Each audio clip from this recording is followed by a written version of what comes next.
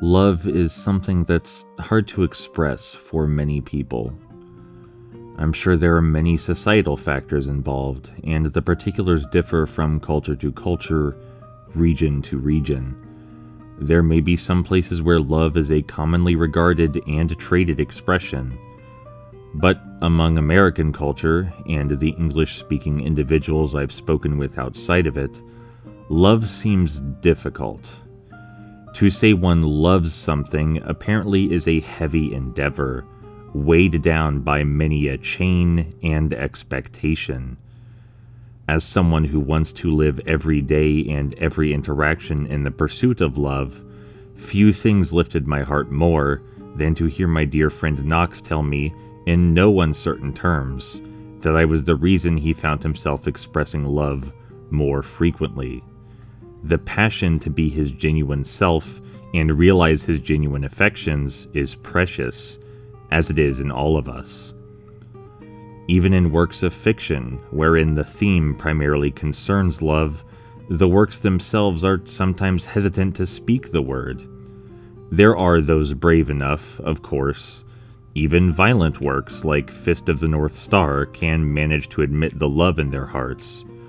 Fist of the North Star's famous theme, which is often translated as "Take Back the Love," is a glowing testament to the compassion and ideology of kindness that bears heavy on a man who fights through so much hatred and torture. I think love is a punk sentiment, in all honesty, because there is some ingrained force, invisible or not, telling us we shouldn't be our joyous selves and express our joyous feelings, but we should anyway. But if you love hard enough and long enough, you run the risk of getting hurt. And the larger the scope of your love, the greater a net your defensive anger might cast. It is easy to fall into misanthropy. People are not wholly kind. They are confused how to act with kindness, and often they refuse to challenge their notions of kindness so they may learn better. When people are confronted by propaganda or hateful rhetoric, they often don't have the energy or strength to resist it. To resist the push of propaganda and think inward, one needs skepticism. And most folks will figure they're too smart by default to need much skepticism. This is how companies and institutions take hold of us. They push ideas excitedly as though they are fact, and we agree with those ideas because we are too tired to doubt everything all the time. Lying, for this reason, is a powerful tool. The purpose of lying, at its core, is to convert an individual to one's worldview by altering their reality. We say something with confidence and expect another person to believe it. And if they buy our confidence, we've won. Their world is now ours, at least in part.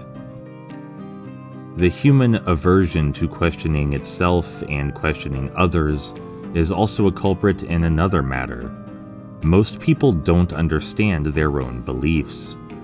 There are multiple Socratic systems devised which, if used gently and genuinely, exhibit pure curiosity toward the beliefs of our fellow man, an earnest plea to hear their thoughts and question them with an open mind. But even this open-minded questioning falls prey to another beast, unspoken social rules. Humans abide by many contracts, and most are intangible.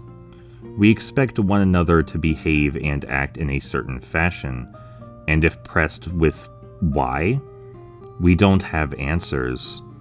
Even worse, asking for answers is itself a violation of the contract in quite a few circumstances.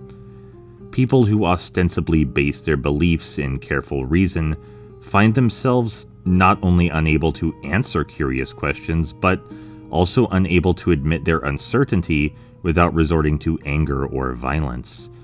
Because to many people, shaking a belief is the same thing as shaking the core of a person.